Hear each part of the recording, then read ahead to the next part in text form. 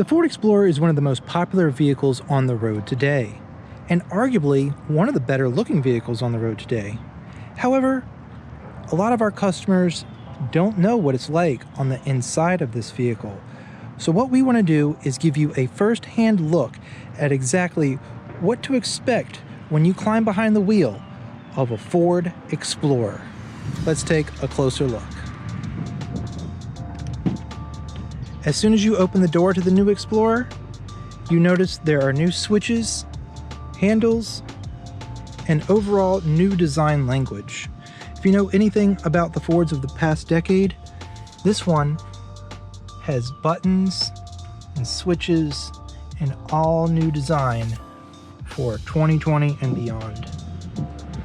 Get a nice design, new design here on the steering wheel, and this is the ST model, so this is top of the line.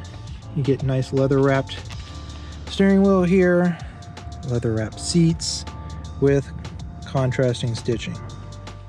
Impossible not to notice is this giant Sync 3 screen right here in the middle. Now some people would prefer this, while others may not. You can still get a traditional smaller size screen in the Ford Explorer if you so wish. Over here on the steering wheel, you have your controls for your adaptive cruise control, your lane keeping, your volume controls with mute. On the opposite side, you have menu buttons for your digital dash, your phone answering and hang up, and your touch to talk for sync. Located just on the opposite side of the steering wheel is your start stop button.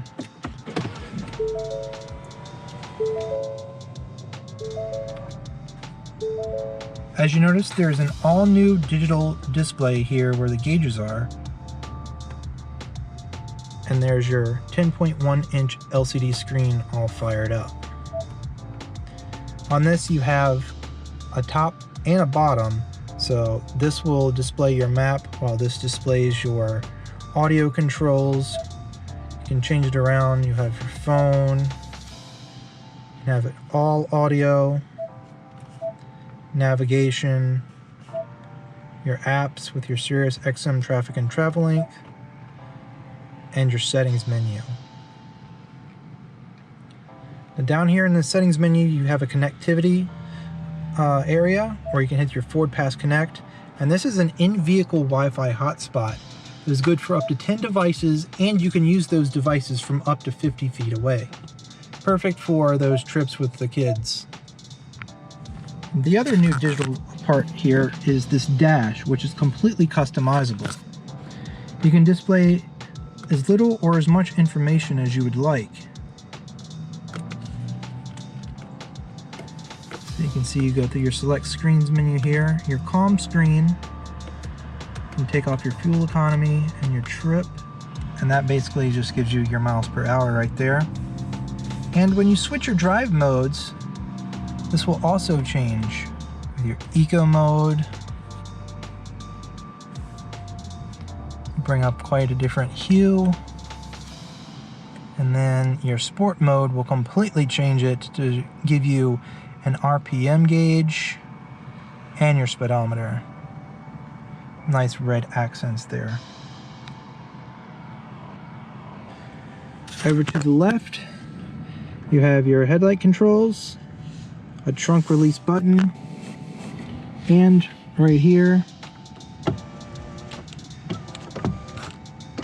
go forward, back, up and down with the steering wheel. Right here in the middle are nice audio controls with your volume, your tune, and your seek buttons. Here you can turn your parking sensors off, your hazards, and your front view camera. Climate controls are very intuitive, easy to use. Down for cool, up for heat, and you have heated and cooled seats in here and a physical button for your heated steering wheel. Below that, it's a nice storage cubby with a 12-volt port and a USB and a USB-C. You have a knob here to change from reverse, neutral, and drive, and a manual mode button in the middle. Not all of the Explorers will have the manual mode. As you can see, this one is also equipped with a 360-degree backup, and you can change that to your traditional trajectory and kind of a split screen so you can see a little bit wider. This does have an electronic parking brake. Here's your auto start stop off button if you choose not to use that. Your active park assist, hill descent control, and your traction control off. And here's where you will select those drive modes that we showed you a little bit earlier in the video. 2 cup holders and a wireless charging pad for equipped phones. Or alternatively, you could put your phone right here in this nice little cubby. You do get storage with a tray on top and another 12-volt port inside here. Pretty deep too. Up above is your garage home link. Sunglasses holder, of course. Interior lighting and controls for your panoramic vista roof.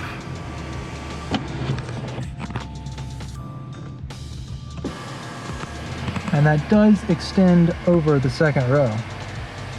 Speaking of the second row, how about we climb back there and check that out.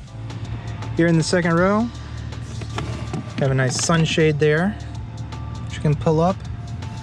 Cup holders, more storage,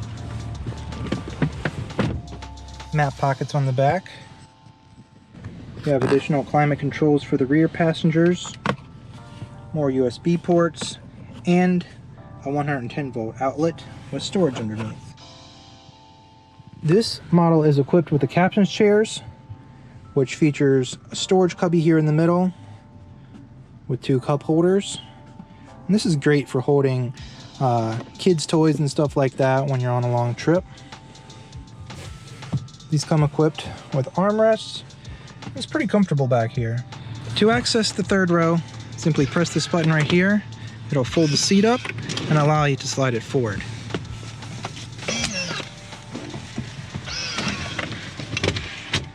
As we climb in the back, you notice there's quite a bit more room back here over the previous models. You also get a cup holder, a little bit of storage over here, and you can see your tie downs for when the third row is folded flat. Not too bad. Let's check out the cargo area. Do have an automatic lift gate in here. And as you can see, there's not too much room with the seats folded up in the third row. However, you do get additional storage underneath this tray here that you can access from either side. Say you need to just store something a little bit smaller, you can just throw it down there. To lower the third row, simply push these buttons right here. That's for left and right. They'll do them both at the same time. Now, as you can see, that gives you quite a bit more room. If we want to fold down the seats for the second row, we can do that manually up front. A lot has changed over the previous generation with this new Ford Explorer, basically because it is a rear-wheel drive based layout where the previous generation was a front-wheel drive layout. What that means is that each row gets a little bit more room than it had previously. So for example, here in the first row, passengers enjoy 40.7 inches of total headroom and 43 inches of legroom.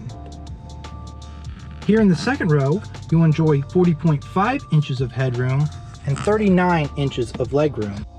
And these seats are movable forward and backwards, and you can give more room for the third row passengers. Speaking of the third row passengers, they get up to 38.9 inches of headroom and up to 32.2 inches of legroom. This new Explorer has a total of 152.7 cubic inches of total passenger volume, with 18.2 cubic feet of space behind the third row. And then when you fold that third row flat, just like it is now, you get 47.9 inches of cubic feet. And with all rows folded down, you get an abundant 87.8 cubic feet of complete storage. So now that we've taken a look around the interior of the Ford Explorer, what do you say we go for a first-hand drive?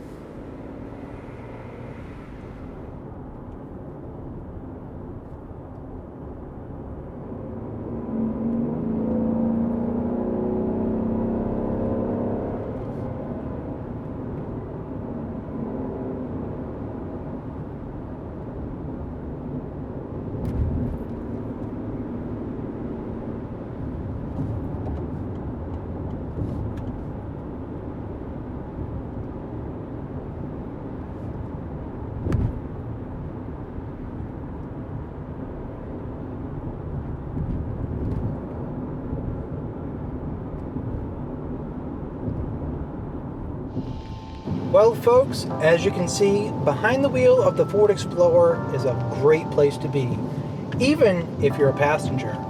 But there's no better place to get behind the wheel than Richmond Ford, where we are driven by you. Please like, comment, and subscribe for more great Ford content, and thanks for watching.